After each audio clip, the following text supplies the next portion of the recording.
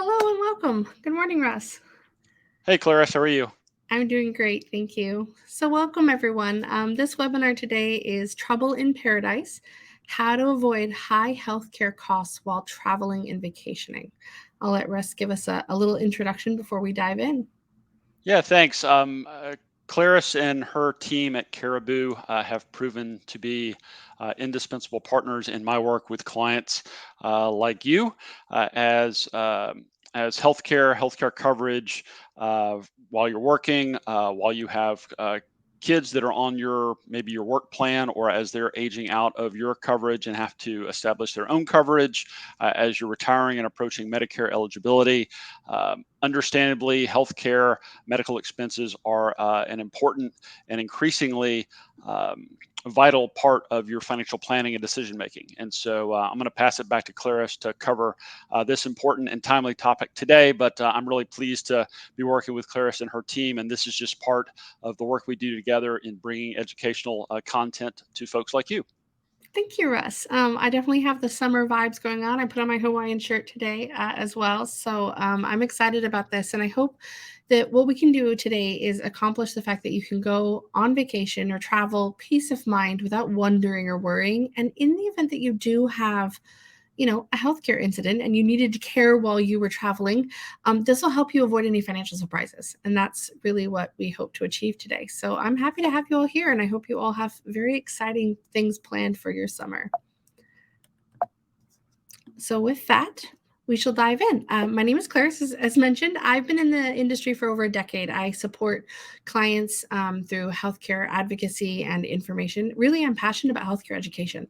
I really want to empower people with knowledge and information to be able to choose plans that suit them, but also navigate the complexity of this industry. So I'm really thrilled and pleased to be here.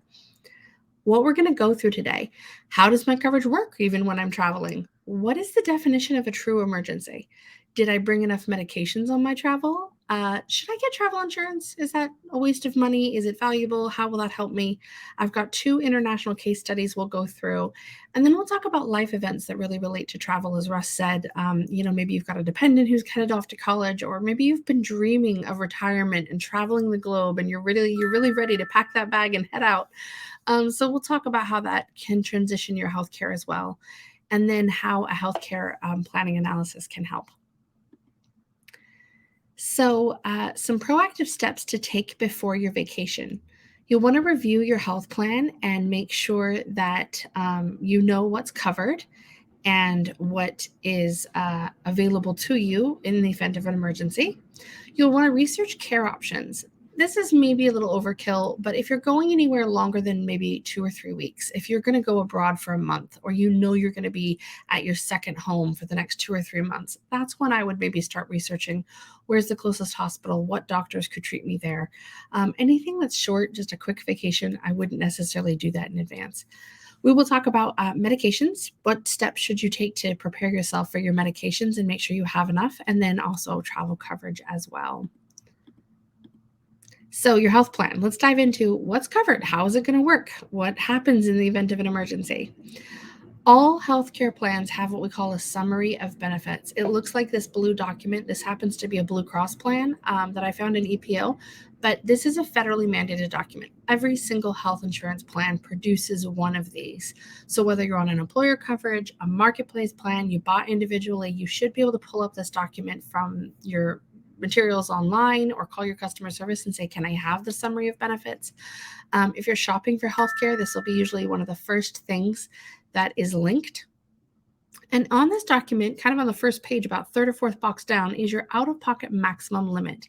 So in the event that I have a big healthcare year, what is the maximum out-of-pocket that I could reach? What is my biggest financial exposure, for example? And this will tell you, in this case, it's $8,700 for an individual or $1,700 for a family. So in the event that something happens, that's your biggest financial exposure. The second page I really want to look at, which is even maybe more important, it's actually third page down for this plan. It depends on how robust the plan is. It's usually second or third page. But on the left, you see, if you need immediate medical attention, They call out all of the services. So what happens if you go to a primary care doctor? What happens if you need a specialist? What if you go to the hospital? And right here, plain as day, we have 3 services: emergency room care, medical transportation, so that's your ambulance or helicopter if you need it, and urgent care. The first column you're going to see in-network, and if you go to an in-network hospital, it's 30% of the bill that you're paying up until that maximum out-of-pocket of $17,500 for a family or $8,000 something for an individual. But if you go to urgent care, it's a flat $50 copay, and your deductible doesn't even need to apply or count. So you can immediately see there's a huge price difference between an urgent care and an emergency. And it's very important to kind of make that distinction and go, okay, if I can do an urgent care, that's better. If you need a true emergency, you're looking at 30% up until your maximum out of pocket. How does the Affordable Care Act protect me? This is important. The ACA Act was signed into law in 2010, and it provided patient protections. One of those being that all emergency services in a hospital ER emergency room must be paid at the in-network benefit level, regardless of the status of the hospital. So say you live in Florida and you're traveling to visit family in New York, you have an emergency and you're rushed to the hospital, that care is going to be processed at in-network rates. So in the example of this plan, you can see the last column on the far right-hand side, a non-network provider, even if the hospital isn't in your network, they don't contract with your health insurance company, they're still covered at that 30% for the ER visit, which is a really nice protection from Affordable Care Act. The downside is this doesn't protect you from balance billing. So if that hospital wanted to charge more than your insurance company would allow or normally cover, if their prices are really high, they can bill you for the difference between what your insurance covered and what they're charging. So you'd have 30% of the agreed amount to pay after your deductible up until your maximum of $17,500 for a family. But then you also might have this thing called balance billing, which is the excess that the hospital wants to charge above and beyond your insurance coverage. So that was still a gap. There's good news for everybody. In January of 2022, the No Surprises Act came into being.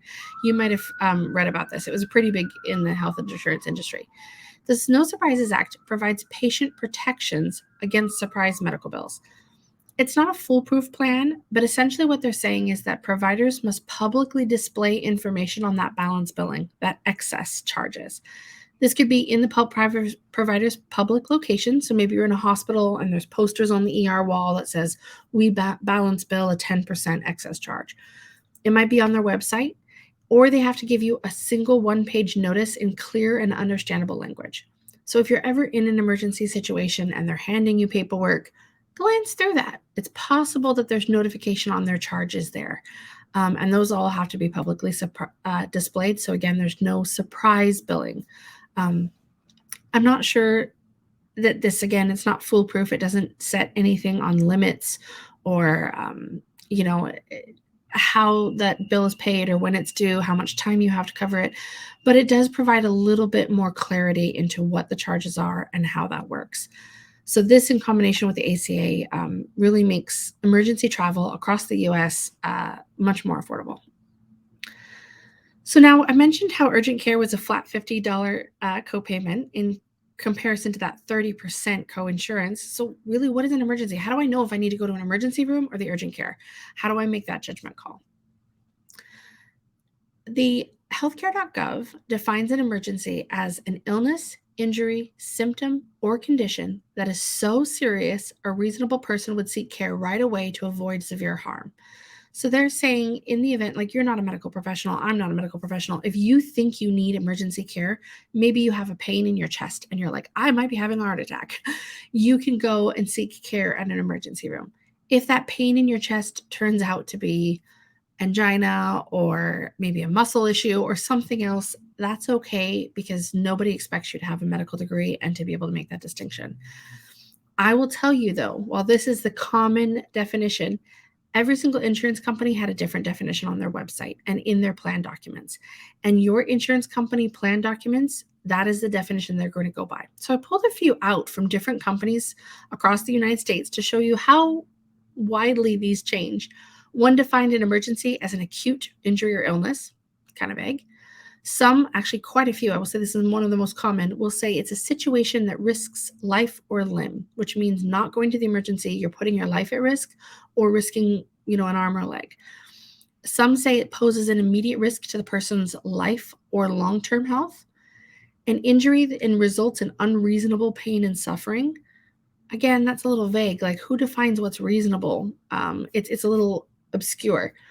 But I thought that was very different from this one, which requires immediate care or attention to ensure the best possible recovery.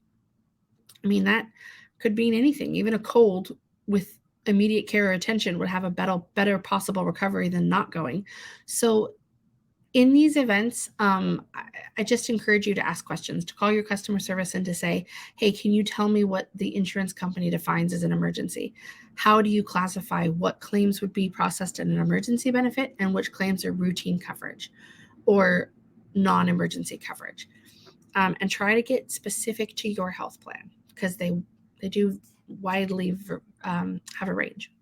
In general, according to many medical doctors and publications and articles and websites, when to use an emergency room, these are some examples: uncontrolled bleeding, excuse me, chest pain, acute respiratory distresses like a shortness of breath. If you can't get your breath and you're really wheezing and rasping and you're feeling like you're not getting enough oxygen, a medication overdose, large or open wounds, severe head injury, or loss of a normal function. So maybe you lost the ability to move your arm or feel your feet, or you're unable to speak temporarily.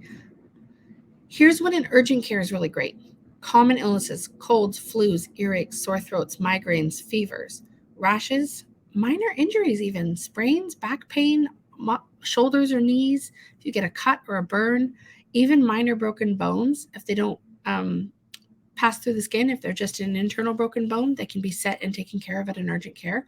Nosebleeds and eye injuries. I will say urgent cares are open extended hours. My husband and I were on vacation in spring break in the springtime. Our little one got sick. His fever was spiking. Even with medication, it was going up, up, up, up, and it was not dropping. And we were kind of freaking out because we're those kind of parents. But we looked up at urgent care, and they were open 7 a.m. in the morning till 9 p.m. at night, 7 days a week. I thought, wow, it was after dinner. It was like 7 o'clock at night. And we're like, hey, we could still take him in. They're still open for another 2 hours. So you really, unless it's an overnight emergency from 9 p.m. until 6 a.m. in the morning, you really can find care almost every day of the week for extended hours. It's only if it's, again, a true life significant issue that you should really need an emergency room. And you can save a lot of money by choosing the urgent care instead of the emergency room. So we'll talk about finding care at all hours. These are various screenshots from all the different insurance companies, not all of them, but some bigger ones. We've got Aetna in here. You can find a doctor or a pharmacy. The Blue Cross Blue Shield plans lets you search for a doctor by name, a doctor by specialty, a place by name or type. So you could say hospital, urgent care. Some of them in the middle here, you even see an urgent care button. You just click on that. It shows you the urgent cares in the area. We also have one that offered to treat by illness type. So you could say type of condition, runny nose, sore throat. You could say the area of the body. I have shoulder pain, back pain. And then you don't want to forget, while you're traveling, those COVID testing centers. So if you need a COVID test and the little one that you got from the pharmacy isn't sufficient, you want a professional test, some of them will have a click link button to find that COVID testing site. I would say if you're traveling for more than 1 week, if you're going to go 2 or 3 weeks or beyond, it's good to look this information up in advance, at least urgent care and hospital. Those two, just say, hey, I'm going to this location. I'm going to be there for a month and a half. Where's the closest hospital and urgent care in my area? And then I will also say that many of these healthcare providers have a 24-hour chat function or a call center. So in the event that when my son had his fever and it was spiking and we were getting kind of freaked out, it was 7:30 at night. We just finished dinner and I went online on my phone. I didn't even have a computer. I quickly glanced zip code, urgent cares, and I found a place within 2 minutes. It was right down the road. It was open till 9 o'clock. So don't be afraid to take that extra minute, as long as it's not life-threatening, and find an in-network place. Even though we know the Affordable Care Act will cover your out-of-network benefits at that in-network rate, in-network doctors already know how to bill your insurance. They already have a direct link to send electronic claims. They know your copayment. It's going to save you any hassle or headache trying to pay and then get reimbursement or trying to give them insurance details. It's going to make everything a little more smooth. And an in-network urgent care, in the event that they don't bill it correctly, they don't bill it as an emergency or as urgent, you don't have to worry about kind of fighting with anyone for paperwork or clarification. It's automatically going to sail through at the in-network rate. You have a protection if you do go out of network, but whenever possible, staying in network will save you effort. So now we're going to switch gears and we're going to talk about medications. How long are you traveling? Did you bring enough medication? What do you do if you need medication while you're abroad? So there's something called the vacation override or travel override. Every insurance company plan does this. The best way to get one is to ask your pharmacy to contact your insurance company and request a vacation override. You say, hi, I'm going for a month. I'm going to be leaving on this date and returning on that date, and I need my medications early. Normally, I don't know if you've ever noticed, but you're only allowed to fill your refills when it gets close to the end of your current dose. So that way you're not stockpiling on medications and that they're controlling the substances. So your pharmacy will text you or call you and say, your refill's available for you. But if you know you're going to be gone when your refill's available, you can get that in advance. I will tell you there are some limitations. Some insurance companies will say one vacation override per medication. Some will say once every 3 months you can do it, but they don't expect you to travel, for long periods of time, more than 4 times a year. Others will say only on non-controlled substances. Controlled substances can't do a vacation override. But all of them will have some form of vacation override that will be available. And so you can definitely request that and get your medication early before you leave to cover the extent of your holiday.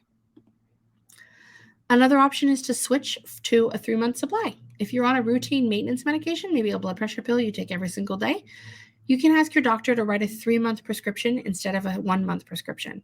These are usually done through a mail order, which is very convenient because mail order delivers right to your door, less trips to the pharmacy. And some plans even offer payment incentives or lower copayments. So say your blood pressure medication is $5 every month, you pick it up in person. If you get a mail order of 3 months supply, rather than charging you $15, they'll charge you a $10 copayment. So they have these sometimes, not always, but sometimes they have these incentives to encourage the mail order because it just reduces paperwork. They have to fill a claim every 3 months instead of every month. You can still do in retail 3-month supply. So if your doctor is willing to write that prescription, you can ask your pharmacist and say, hey, I know I have 12 refills. Can I get a 3-month rotational instead of every month? And that's quite common as well. And then finally, could the pharmacy ship to me? If I got on vacation, I didn't bring enough with me and I needed more, could I call my pharmacy and have them mail the medication? The answer is yes, a lot of people do. But they can't do controlled substances. It is illegal to ship controlled substances across the borders. Special handling can complicate it. So if you have a nitroglycerin that needs to be kept cold and refrigerated, that can charge you extra, lots and lots of extra cost. So I wouldn't, if you're on a controlled substance or a specialty medication with special handling, I would not necessarily consider that. It would be a last resort option. I would try to get your medication in advance. Provider licensing can be specific to the state. This is most applicable for behavioral health. If you have a psychiatrist who's prescribing something, those often cannot prescribe to another state. So a New York doctor couldn't prescribe a California pharmacist to fill a medication. They would need to prescribe locally to the New York pharmacies. And then also staying within the same carrier can help. So if you're on a CVS or a Walgreens, it's a nationwide chain. Say you come from New York and you went to California, you didn't have enough medications, you can go into a California CVS and ask, rather than having them ship the medication to you, ask them to transfer the prescription from your New York CVS to your California CVS. Then the California CVS owns the prescription, they fill it, and that can work that way. Again, it won't work for controlled substances, but for maintenance medications and routine things, it's very easy to do and it takes about 5 minutes. So all of these can be requested through your pharmacist first, and then if they need to reach out to your doctor or your insurance company, they will do so. And last, I wanted to talk about international pharmacies. Pharmacies are not kind of a unanimous thing. They change. Sometimes they're called dispensing chemists. They're not pharmacists, but they're chemists. You can see in 2 of the signs. The green plus sign or the blue plus sign is the most common pharmacy sign you see around. RX is also popular, but occasionally you'll see a snake winding around a staff or around a glass. These are also popular signs. Now, when you're traveling, you may not see the word pharmacy. It might just be an RX logo or a plus sign. And so it's good to know when you're out and about if you need even just something like, oh, I've got a headache, I need an aspirin, or, I need a cough drop. It's something very simple. You'll want to be able to locate your pharmacy. Here's some important things. You cannot fill a US prescription abroad. If you had a prescription from your doctor, you took it abroad with you, you could not fill it at a pharmacy. They're going to want to see a local doctor prescribing. Medication should always be put in your carry-on. You never want to risk like a delayed baggage or, heaven forbid, I want to knock on wood and cross my fingers, a lost baggage and then you don't have any medication on your trip. You always want them in your carry-on. You have to look up the country that you're going to and find out if your medication is restricted or prohibited. It may not be legal in the country you're going to, and trying to bring in 2 months' supply could end you up in some hot water. So you want to check with your pharmacist or online to make sure what you're bringing into the country is legalized over there. You will want a copy of your prescription with you in your carry-on with your medication. So if you're traveling for 2 months to Europe, you want to have a prescription that says that you're allowed to get this on a monthly basis, 1 pill for 30 days. If you're going for 2 months, you have your plane tickets, you've got 60 days, so therefore you should have 60 pills. And the reason is you want to justify this medication. Customs and Borders inspections can sometimes say, oh, you're bringing in 85 pills. What is this? Is this a selling opportunity or a personal use opportunity? And you want to be able to demonstrate that it's a personal use, that you have a prescription for that length of time and it matches your travel dates.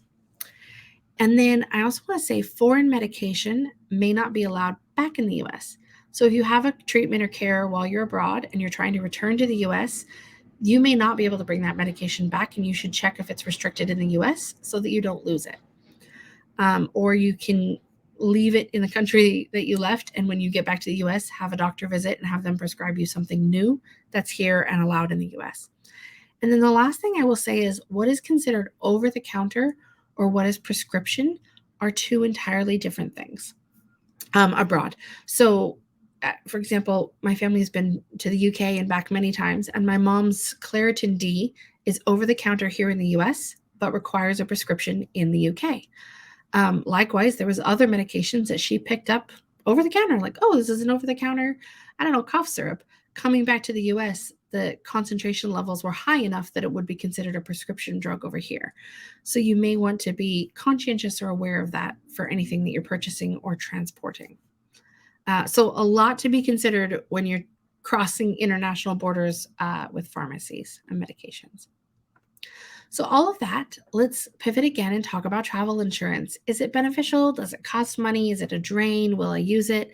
Well, everyone knows travel insurance will cover your travel needs. So I lost my bags. My flight was delayed. I had to cancel something and miss a part of my trip. There are some travel insurances that will cover the travel part as well as health. But let's look more specifically at the health. Repatriation, evacuation. So if you needed an evacuation for medical reasons, like you needed to come back to the US to have a procedure. COVID testing, and this can include airport COVID testing. Some countries will still require proof of a clean COVID test in order to enter. And there's all these airport, testing sites where you can get your test right here in the airport. Those are not covered by medical care, but they will be covered by a travel coverage that does on-site COVID testing. And then, of course, if your trip is canceled due to an illness or COVID for that matter, you can potentially recoup some losses from your expenses with travel coverage. So what I like to say is how to find travel coverage. Most of my credit cards and banks all provide this under their member benefits. They do car insurance, they do travel coverage. We were pleased to find out when we started looking into it that most of them have some kind of benefit. Some of them are automatic, like they'll automatically cover up to X amount of dollars. And those ones, if they're automatic and they're also free, their restrictions are usually quite strong. It's like we'll cover up to $500 of travel medical care or $100. It's barely a perk. Others will need to be activated. You have to actually call your credit card and say, hey, I understand that you offer this as a member benefit. I want to activate it. They'll ask you for specific dates. And some of them may even have a charge. They say this comes with your credit card, your travel card, but there's an extra charge for this 1 month on your membership dues or fees or whatever. So definitely investigate there. Check out your financial institutions, your banks, your credit cards, and see if they have them. The next place I would go is to bundling insurance. Sounds crazy, but your home insurance or your car insurance sometimes have an add-on package. So you can add on travel insurance for a wee while, just to stay with the Geico family or the Allstate family or whatever. So you can look there. The other option is just speak to a travel agent or Google it, do a search and look for options there. I will tell you, anything that you're getting for free is going to be limited and restricted. My dad always says money doesn't grow on trees. So if you're like, wow, my credit card gives me free travel insurance, read the fine print, because there's probably a dollar maximum on there or a time limit maximum. They may say we only cover trips up to 7 days, but not longer. They might say, I know there's a lot of restrictions on multi-country. So if you're going to France and Spain and then finishing off in Italy on this tour, they may only cover the first country of origin, but not the other two. So it's important to double check that. I want to kind of briefly go over 2 international cases, and then we'll sort of wind down the presentation. I think we'll have a few questions, and we'll let you all go off to your summer trips. It's important to know with international case studies, I would like to preface a few things. The names have been changed for privacy reasons, but both of these cases are people, real people, real situations that I knew professionally, that I assisted in their healthcare advocacy. And then also both of these cases, although they sound sad, they actually end really happy. So keep in mind, there's a happy ending at both of these, and everyone turned out okay. They went on to have their vacation. They had a wonderful time. They got pictures. So I didn't want to make anyone sad at this presentation. It's not the time. It's summertime. We should all be feeling joyful. And then the last thing I want to mention is that international claims are lengthy. You will always pay in advance out of your pocket, collect paperwork, and submit for reimbursement with your insurance. When you submit, the claims may need to be translated into English. First of all, they might need to translate medical records, notes, doctor reviews, letters.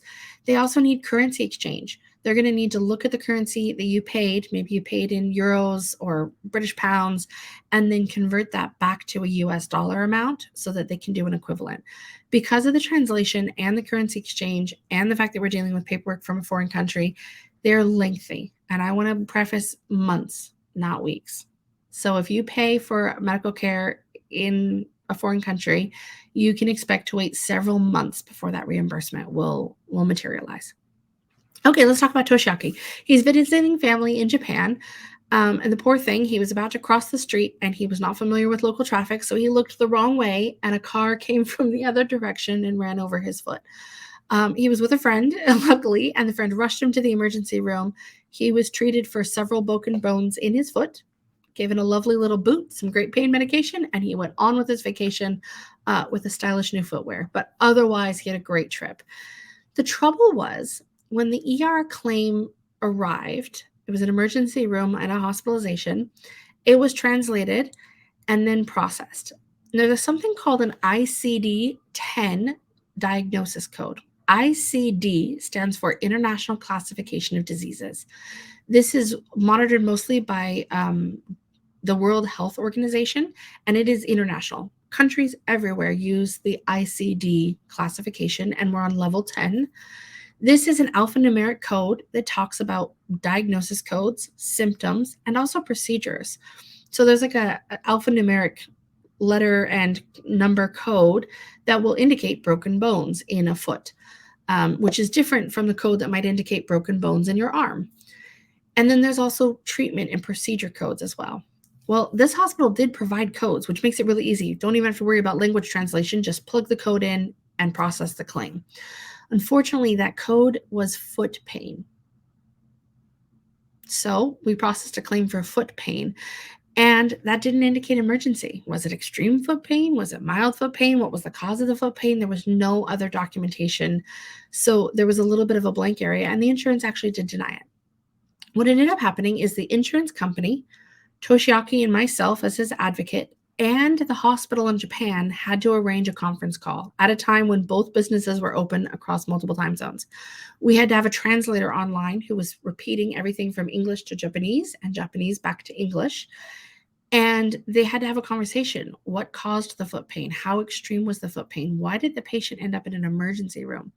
This is when it came to light that there was broken bones, which was the cause of the foot pain, and the broken bones were the result of a car running poor Toshiaki over because he looked the wrong way.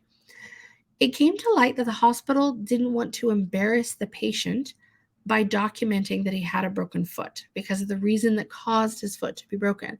So we did something called undercoding. They listed a smaller code. Although true, he did have foot pain. It was not a lie.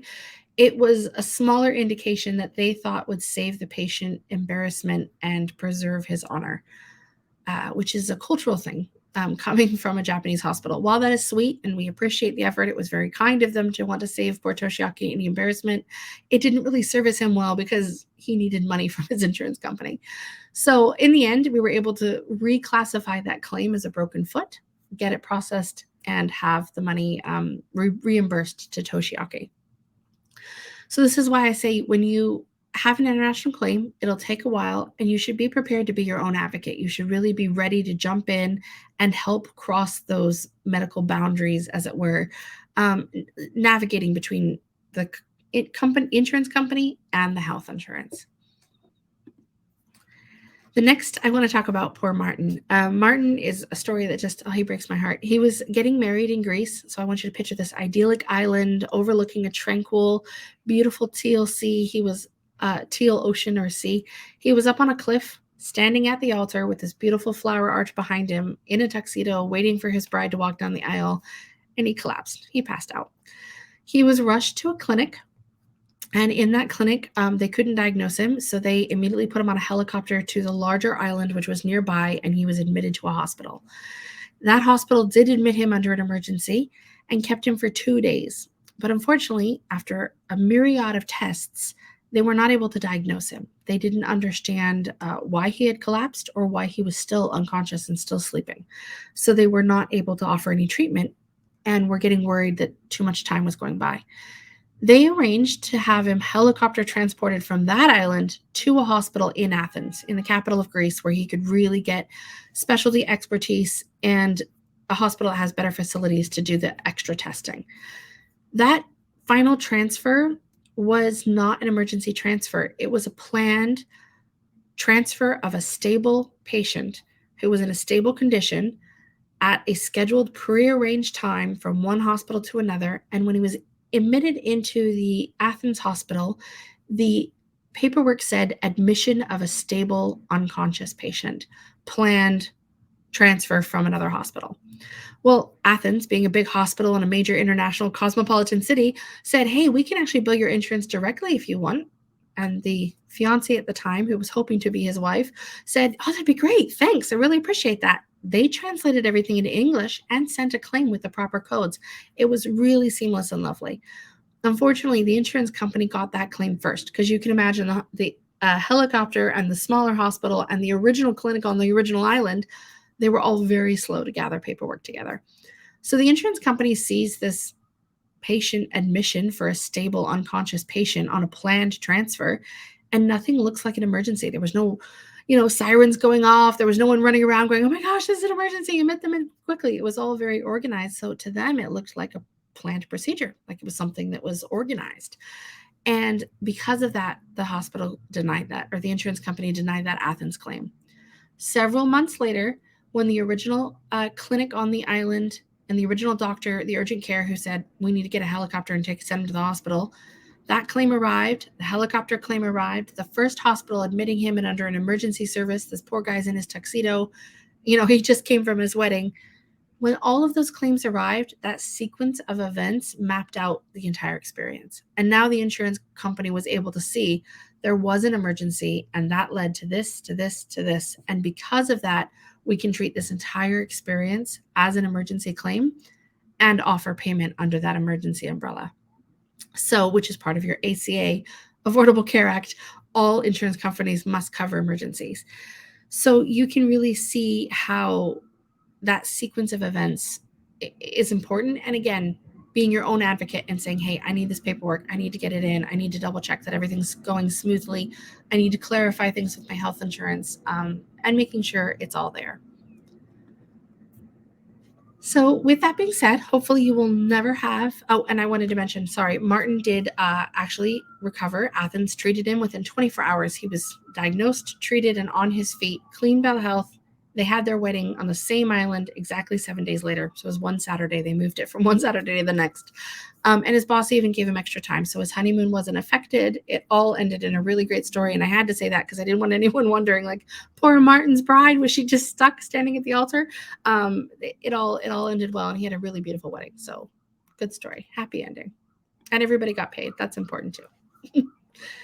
So there's life events that you might know that are going to trigger you to travel more. Maybe you've been waiting, as I said, your whole life to retire, and you're ready to hit those cruise ships and sail off into the sunset. You might want to look at Medicare coverage that really gives you the flexibility to travel. Or if you're doing an early retirement, a marketplace plan or a retiree plan that can encompass your retirement lifestyle that you've been dreaming about. If you're not in that phase of life, but maybe now you have a dependent going off to college and they want to go backpacking over the summer, or they're in a different state and you're thinking, man, I got to go see them for Christmas and spring break and all this traveling back and forth, you might want to look into your employer plan or a marketplace plan that covers that travel. There's lots of reasons. People might be having a new grandbaby. Welcome to the family. So you're thinking, now I need to start making more trips frequently to see my grandbaby. And then moving. Some of you may have two homes. You might have, a summer home and a winter home, and you're going to be spending 6 months of the year in two different states, or traveling between the two. All of these reasons, if you anticipate this, are reasons to reach out to Russ, to your financial advisor, and say, hey, this is what I'm looking forward to. This is what I'm planning, and I need to make sure my healthcare kind of covers that.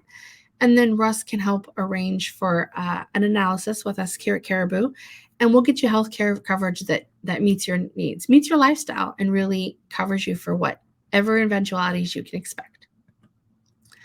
So with that, what is a health planning analysis? Health planning analysis, essentially, it's tailored to your needs.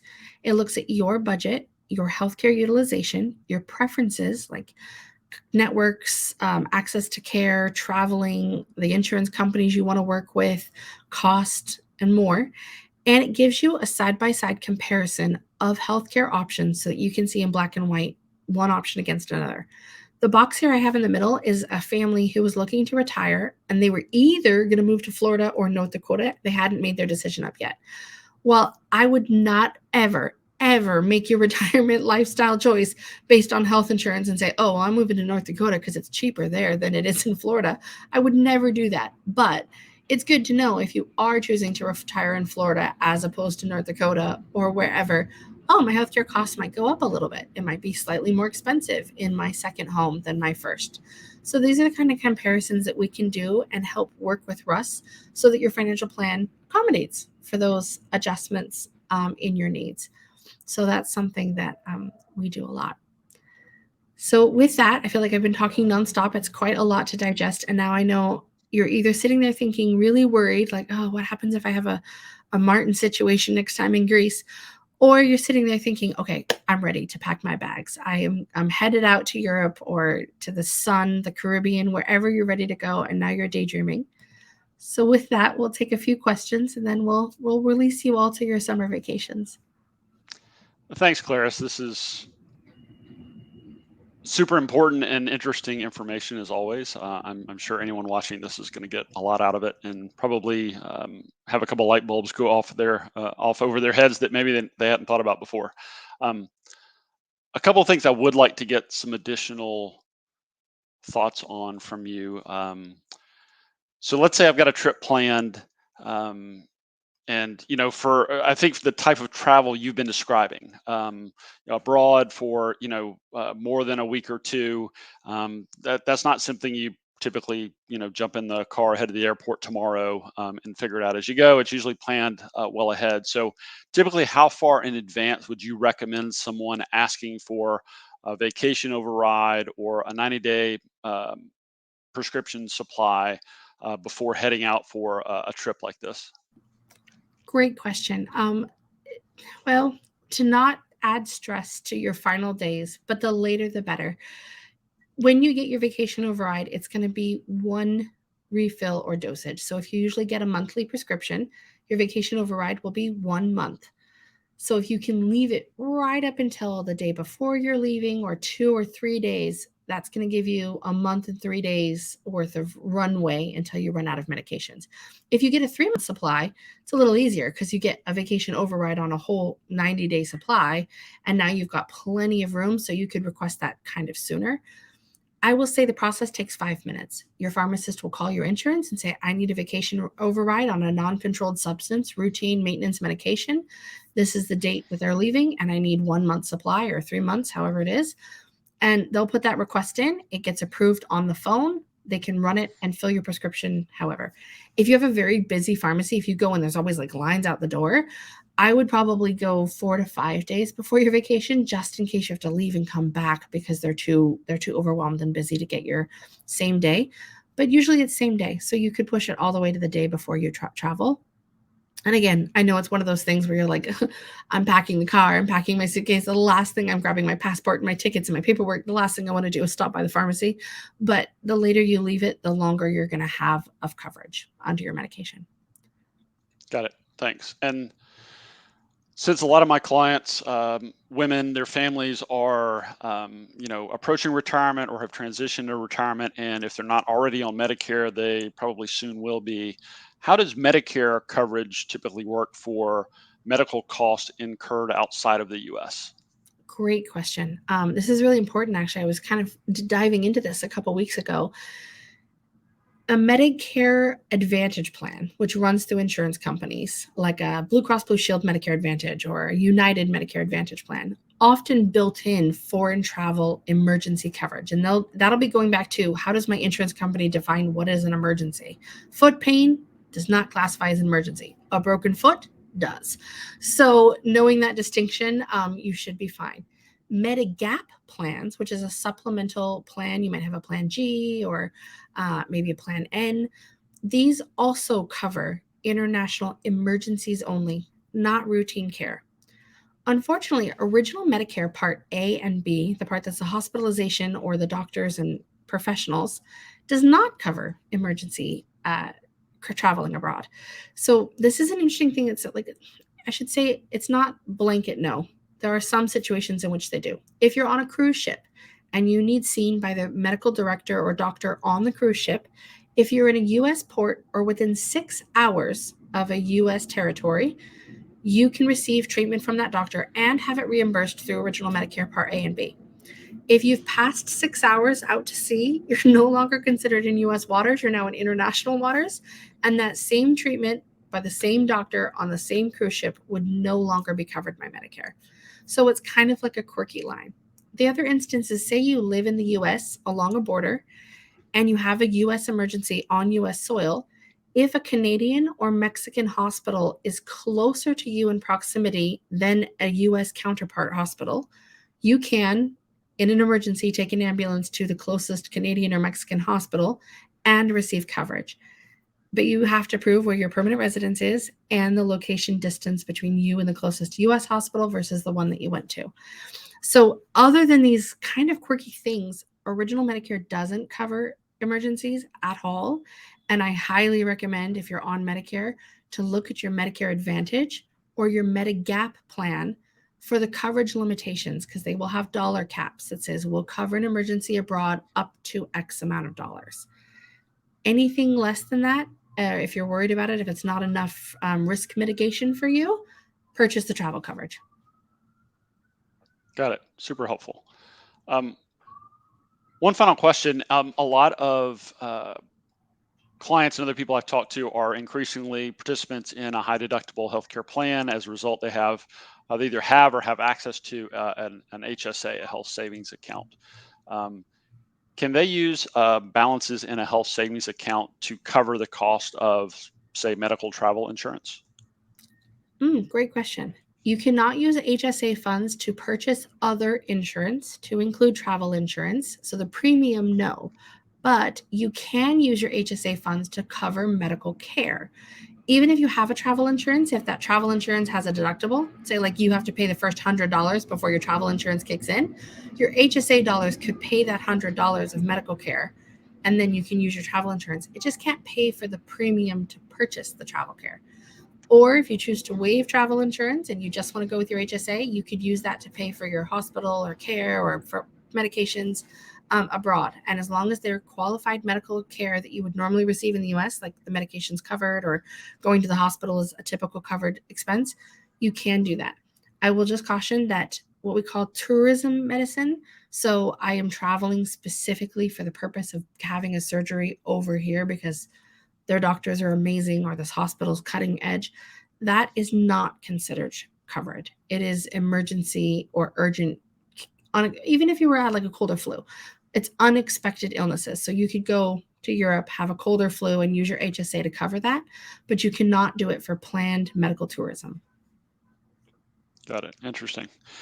So once again, Clarice, this has been fascinating and interesting, and I always enjoy spending time with you and learning more about the intricacies of healthcare coverage in this instance, in the context of traveling and vacationing and doing the fun things that we all like to do as we have the time. And I'm sure I could easily come up with a long list of additional questions, but I think I will refer to your earlier comments and encourage anyone watching this to reach out to me.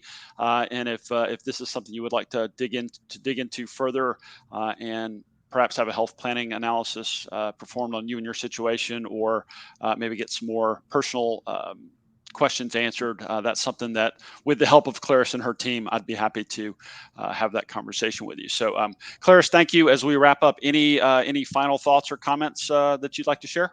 No, just have a wonderful time. Travel and see the world and enjoy it.